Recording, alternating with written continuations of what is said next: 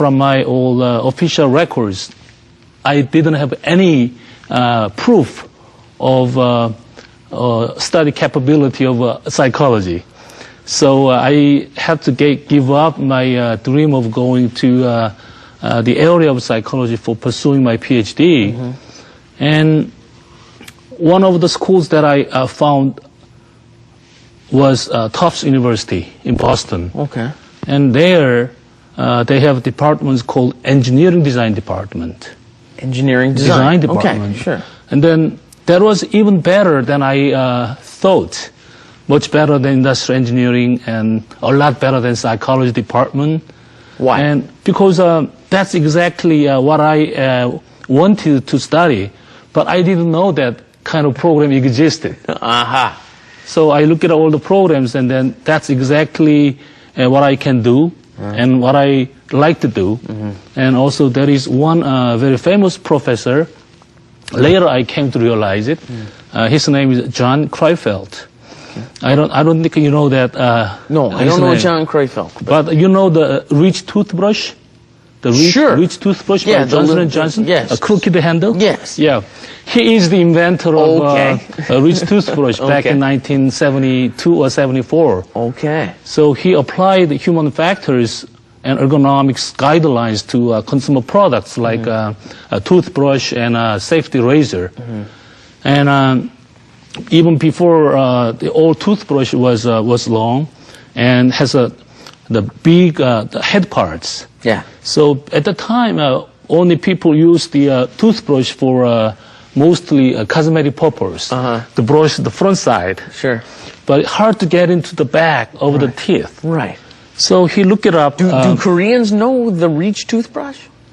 Some of them. Some of them. Some of them. But maybe we should explain the Reach toothbrush, huh? Reach toothbrush. When I was very young, right? Mm-hmm. I mean, we're talking, 30 years ago. Yeah. One of the famous companies in America came out with a toothbrush that was a little bent at the top. 9 degree. Right? Yeah. Was it 9 degrees? 9 degree. Originally. Exactly. Okay, I'm sorry. 9 degrees it was bent. And so it was easier to brush your teeth. Especially the back of the teeth. Yeah, and now most toothbrushes, many toothbrushes. I mean, that was kind of a breakthrough over the history of the human toothbrush. Yeah. Before most of the toothbrushes, it is extremely hard for users to reach back of the teeth. Right. So he came up with an idea of a little crooked handle and the small heads, relatively small heads, and a rounded edge, so they easily get to the back of the teeth. And he was your professor. He was my PhD advisor. PhD advisor. PhD advisor. Oh, wow. So he was a very famous guy before you ever met him. Definitely, he was already famous guy. And you I didn't know that. And you didn't know that he was going to be at your university? Because when you applied to Tufts, when I applied, I just read a couple of books on human factors and ergonomics, but I didn't go that detail in the kind of development history of a Reach toothbrush. And then when I met him in his office, one of the wall, at the middle of the wall, there is a little kind of the plaque of the picture of Reach toothbrush. Yeah. And it's kind of the patent. Did he patent that? Yeah. So he patented a 9 degree change in the toothbrush. Yes. And then after that, he came up with several kind of spin-off ideas, originally starting from the Reach toothbrush, Reach for kids and some others. He was a very rich man, wasn't he? Yeah, he's quite... If he had a patent on a 9 degree tilt on a toothbrush, I'll bet he did very well. Huh? And then after that, any toothbrush, regardless of any of the manufacturers, each the products use some of the features that he actually introduced. Yes. Very interesting. What was the professor's name again? John? John Kreifeld. John Kreifeld. And you learned from John Kreifeld. Was he just the professor you were looking for? Yes. It was ideal professor that I was looking for because Why? he and I share the same academic backgrounds of industrial engineering from bachelor and the master degree.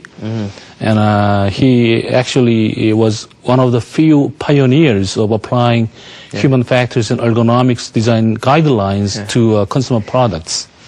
And it's kind of, I mean, in hindsight, it seems like it's kind of common sense. That you know, it was just like, it's amazing how thousands of years went by, and then finally it seems like Professor Kreifeld came up with an idea that seems kind of common sense now. Sure, exactly. You know? Now it seems like common sense. And it seems to me like everyone has started learning to apply more development and common sense principles to everything in life now. But the problem is usually the common sense is not always the winner. Before the manufacturer, the guy who actually controls the whole manufacturing process usually don't listen to what customers say, what customers think. But that's kind of a tipping point of moving from manufacturer's viewpoint to user's viewpoint. Excellent. This is human-centered. The tipping point. How do you say that in Korean? Tipping point. tipping point. It's hard to. 그때부터 모든 게 그냥 싹 변화가 있는 그 순간이죠. 순간이, right? yes, the tipping exactly. point, huh? So that was, it seems like that era of the 70s and 80s, particularly the 80s and 90s, was a tipping point where now competition is brutal, and you have to be paying attention to these small little details. Small little details that customers want, customers need. Right. And this is very different from the attitudes before, right? Before, exactly. Yeah.